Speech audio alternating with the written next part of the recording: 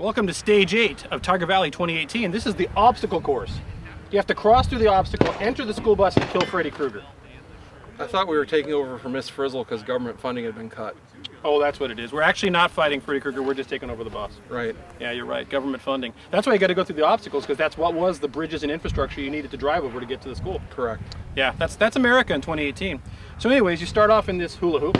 You run up to this chain link fence, and you have to shoot through the fence, clear.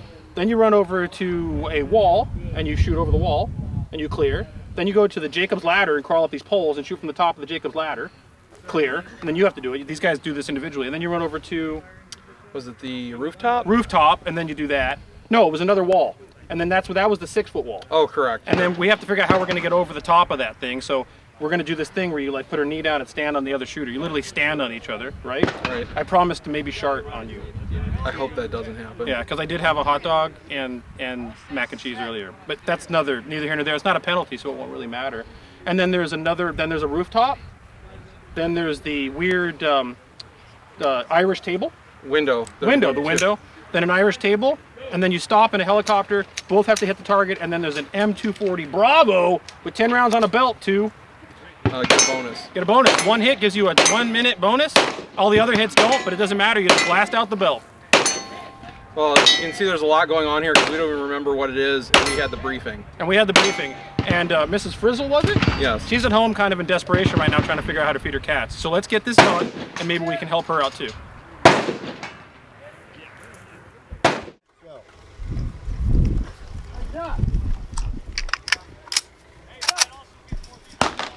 First one. That's a hit, clear him. All right, go.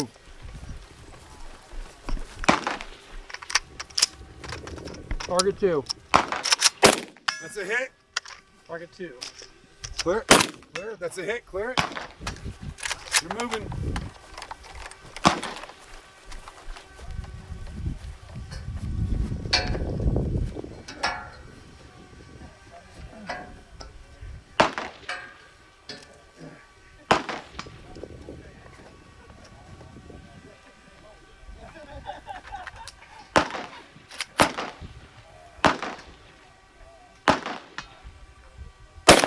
That's a hit, clear it.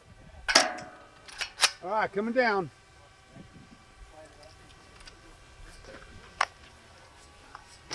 Next shooter.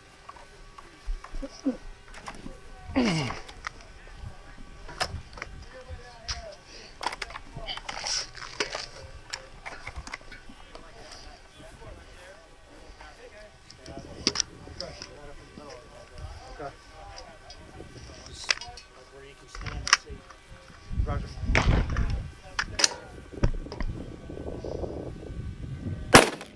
That's a hit, clear it. It's a different bag, I went in the mud. I'll give you a knee. Ready?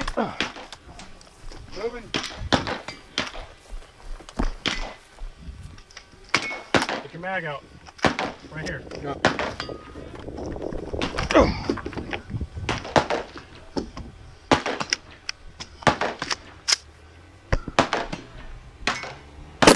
That's a hit, clear it. Oh, sorry. Next shooter. Hold on. Gotcha. Good? Yep, good.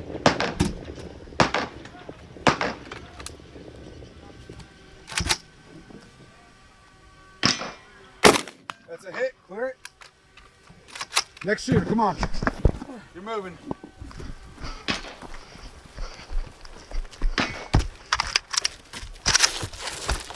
Target 5. Straight ahead, right? Yep. That's a hit, clear him. Right, come on, y'all moving.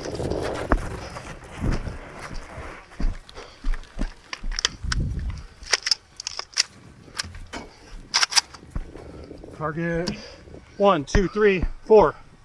Straight ahead. Okay, wrong target. Left. Right target. That was a hit. Unload, show clear. Good again. Hit, unload, show clear. Alright, clear.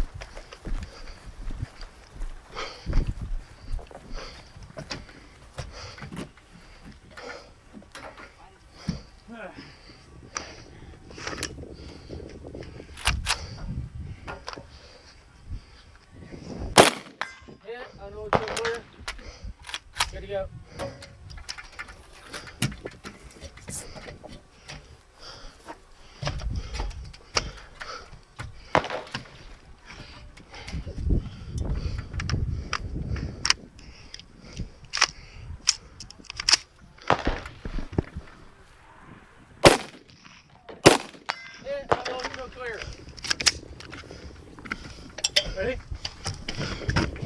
Yeah, go for it. Move, move.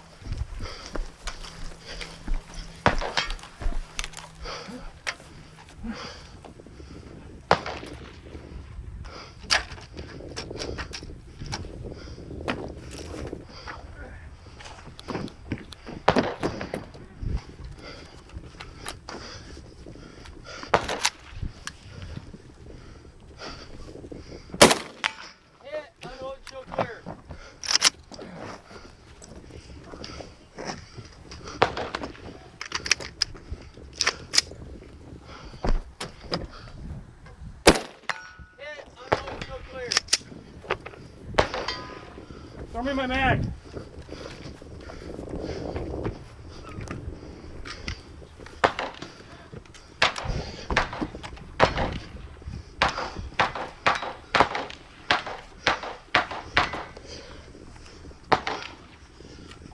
Ready? Yeah.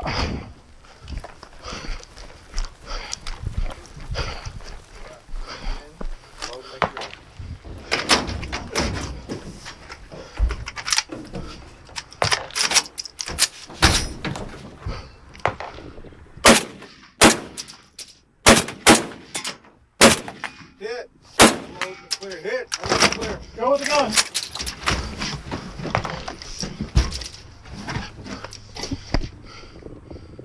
That's safety. You don't. There you go.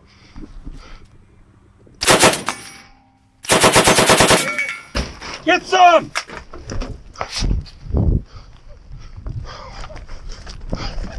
Ah!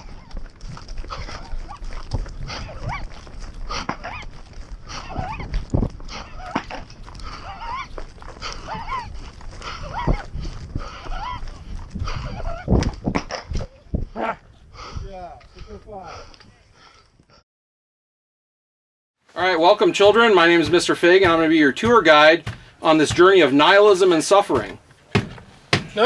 Karl, take Adderall. Oh, okay. This is after the obstacle course. Right. Yeah, that was fun. Did we get the money for Mrs. Frizzle? I don't think we got enough signatures to get her bond measure passed. School's canceled, kids. No more education for America. That said, better learn how to use an AK, right? So we ran through the obstacle course. How'd it go? I think we went pretty well. Yeah. In this course. I did too. So honestly, we were smooth and smooth. I don't know about fast, but smooth. We did it in a raw time of 60 seconds. Hits were not a problem. We didn't take too many extra shots. No, I only did on I think once or twice. This 1P29 scope, as weird as it looks, it works really well. This is one of those Russian scopes that turns out to be pretty darn good. A lot of Russian scopes are awful and worse than not having a scope at all. But this one, I gotta say, I'm impressed with it. The reticle coming from the top down is sort of interesting. It's really easy to acquire. It has a good open eye box. It's easy to find and see. And I haven't had any problems with zero or anything all day throughout this match. It's been bumping and jostling it around. So I think we're in good shape. I'm gonna go ahead and say the 1P29 is worth a shot. And this gun handled well too. And I'm gonna say that the short barrel rifles were actually quite useful on this stage. It was easier to maneuver them around some of these obstacles once we were in position, because we could be closer to the obstacle supporting and kind of swing it up and around versus having to come back and then swing it in position like we saw other people having to do. Not just that, but throwing it on your back or on the sling meant when you were coming down or up the obstacles, it was a lot easier to just deal with. Right. So, and this is an instance in which the short barrel rifle really was legitimately better in a very practically oriented match environment, which is interesting because so many matches you go to, short barrel rifle has really no benefit, or maybe even a detriment.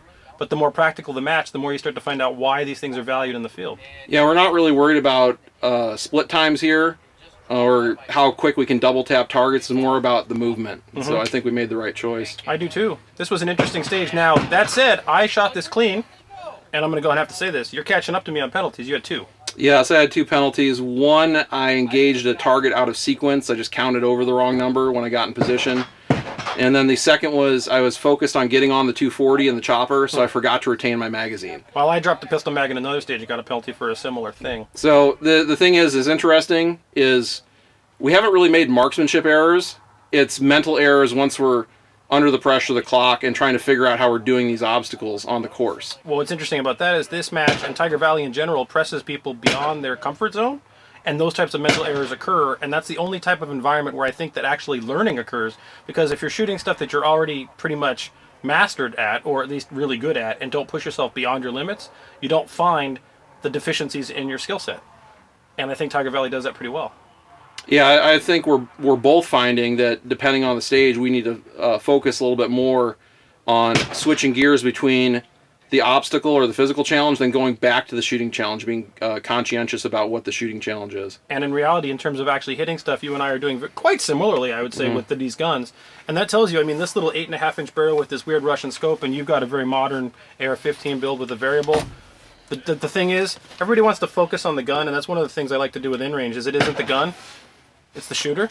And that's what matters. And if you, as long as you have something that's reasonably decent or modern, it's more about you than it ever is your equipment. So we got one more stage left, which will be stage 8 of Tiger Valley 2018. Stay tuned for that, and then a conclusion after that.